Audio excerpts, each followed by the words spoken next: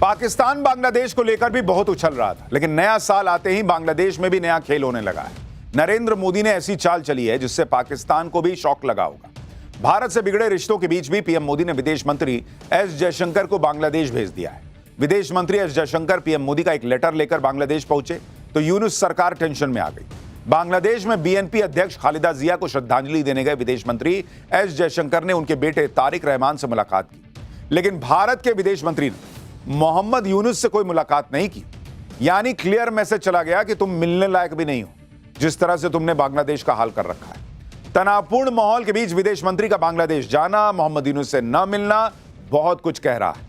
और इसके साथ साथ एस जयशंकर ने बांग्लादेश में अभी के वक्त की सबसे बड़ी पॉलिटिकल पार्टी के सबसे बड़े चेहरे से मुलाकात करके मोहम्मद यूनुस को समझा दिया कि मुनीर के चक्कर में फंसकर कुछ नहीं कर पाओगे। बांग्लादेश में पीएम मोदी ने कैसे मुनीर के प्लान पर पानी फेरना शुरू कर दिया है, इस रिपोर्ट में देखिए, आपको एक एक चीज समझ में आएगी।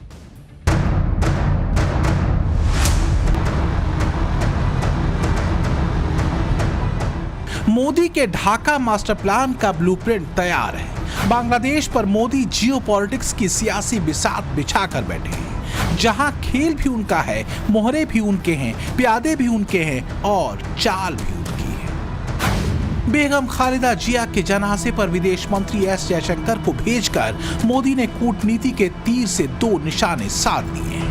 पहला है भारत बांग्लादेश के रिश्तों में आई तल्खी को नरम करना और दूसरा बांग्लादेश के नंबर 2 मैन को बांग्लादेश भेजकर दुनिया में संदेश देना कि भारत रिश्ते सुधारने में पहला कदम बढ़ा चुका है। बांग्लादेश से वापस आकर विदेश मंत्री ने क्लियर मैसेज भी दिया कि भारत से दूर होना उसके पड़ोसियों के अपने हित में नहीं है, क्योंकि भारत जिस स्पीड से आगे बढ़ रहा है, अगर वो भी ऐसी ही तरक्की करना चाहते हैं तो उन्हें भारत के साथ आना ही पड़ेगा। I was there in Bangladesh just 2 days ago. I had gone to represent India at the funeral of the former Prime Minister of Bangladesh, Begum Khalida Zia. There is as I said, a good neighbor, bad neighbor, but an overall neighborhood policy. Most of our neighbors, I think, have, the realization that India's growth is today a lifting tide. That if India grows, all our neighbors will grow with us. They will have many more opportunities. I think that, in a sense, is the message which I also took to Bangladesh. यहां भारत की ओर से दो अहम कूटनीतिक संदेश देखने को मिले। विदेश मंत्री बेगम खालिदा जिया के बेटे और बीएनपी के नए फेस तारिक रहमान से तो मिले, लेकिन मोहम्मद यूनुस से कोई मीटिंग, कोई मुलाकात नहीं की। एस जयशंकर के बांग्लादेश दौरे की एक और तस्वीर बेहद चर्चा में है, जब वो पाकिस्तानी स्पीकर अयाज सादिक से मिले और उनसे हैंडशेक किया। जयशंकर ने बांग्लादेश के मुख्य सलाहकार मोहम्मद यूनुस से कोई बैठक नहीं की, जो भारत बांग्लादेश संबंधों में वर्तमान तनाव की गंभीरता को दिखाता है। ये कदम खास तौर पर तब और ज्यादा अहम हो जाता है जब नेपाल के विदेश मंत्री और पाकिस्तान की नेशनल असेंबली के स्पीकर सरदार अयाज सादिक ने यूनुस से स्टेट गेस्ट हाउस में मुलाकात की। भारत का स्टैंड साफ है। जब से यूनुस सरकार बनी है, वो बांग्लादेश में हिंदू अल्पसंख्यकों को सुरक्षा देने में नाकाम रही है। 300 से ज्यादा हिंदू और अल्पसंख्यक मारे गए हैं। लगातार हिंदुओं के घरों पर अटैक हो रहा है। अब यूनुस सरकार ने हिंदुओं के अधिकारों पर भी डाका डालना शुरू कर दिया है। बांग्लादेश सरकार की ओर से 2026 की छुट्टियों की लिस्ट जारी की गई है।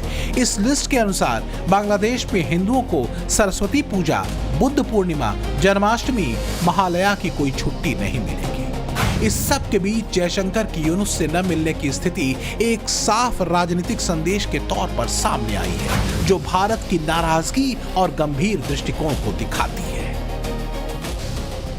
दूसरी तरफ मुल्ला मुनीर के पैरों तले भी जमीन खिसकी जा रही है। बांग्लादेश के लिए जो जहरीला प्लान मुनीर के दिमाग में था, वो फेल होता दिख रहा है। मोदी के ढाका प्लान की तस्वीर जब से मुल्ला मुनीर ने देखी है वो डर से कांप रहा है। मुनीर सोच रहा है कि बांग्लादेश में उस्मान हादी की हत्या के बाद चुनाव टल जाएंगे। हादी की मौत का ठीकरा भारत पर फोड़कर एंटी इंडिया सेंटिमेंट तैयार करके चुनाव को डिरेल किया जाएगा।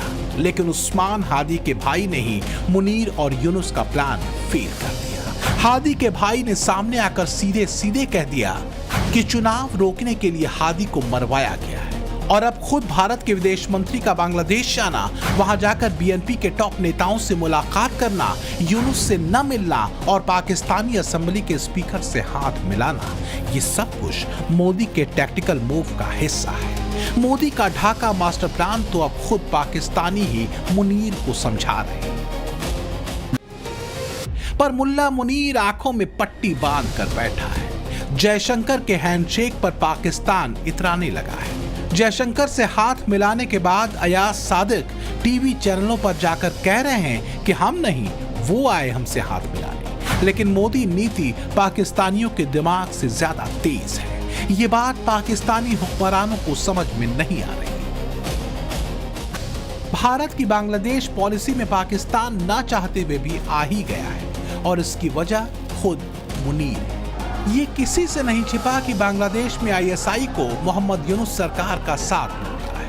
आसिम मुनीर ने चोरी छुपे बांग्लादेश में आईएसआई का ढाका सेल एक्टिव कर दिया है। जानकारी के मुताबिक मुनीर का यह ढाका सेल कहीं और से नहीं बल्कि ढाका में मौजूद पाकिस्तानी हाई कमीशन से काम कर रहा है। मुनीर के इशारे पर आईएसआई ने पिछले साल नवंबर में ढाका सेल का गठन किया था। बांग्लादेश में हो रही हिंसा के पीछे ढाका सेल का बड़ा रोल सामने आया है।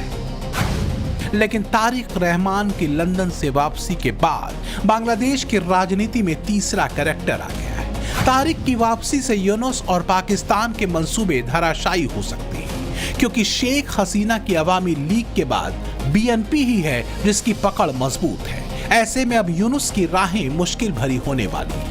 बांग्लादेश से वापस आकर विदेश मंत्री ने पाकिस्तान को खरी खरी भी सुनाई है और साफ साफ कह दिया है कि पाकिस्तान अगर कोई जुर्रत करेगा तो उसका मुंह तोड़ जवाब उसे उसी वक्त दिया जाएगा।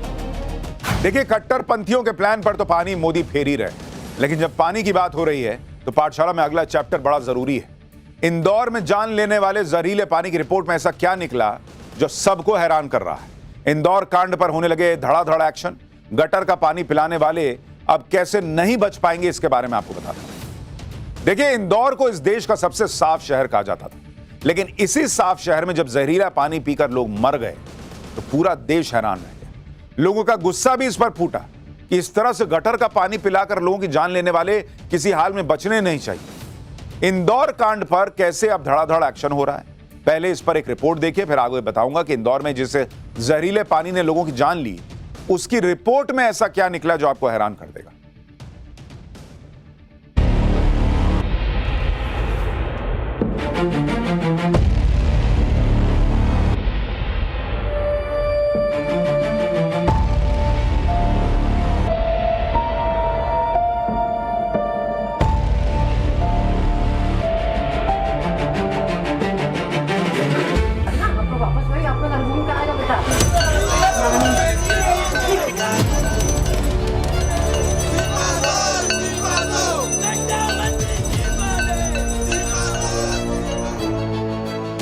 इंदौर जैसे शहर में गंदे पानी की सप्लाई से हुई मौतों ने गंभीर सवाल उठा दिए हैं, जिसके बाद सीएम मोहन यादव एक्शन में आ गए।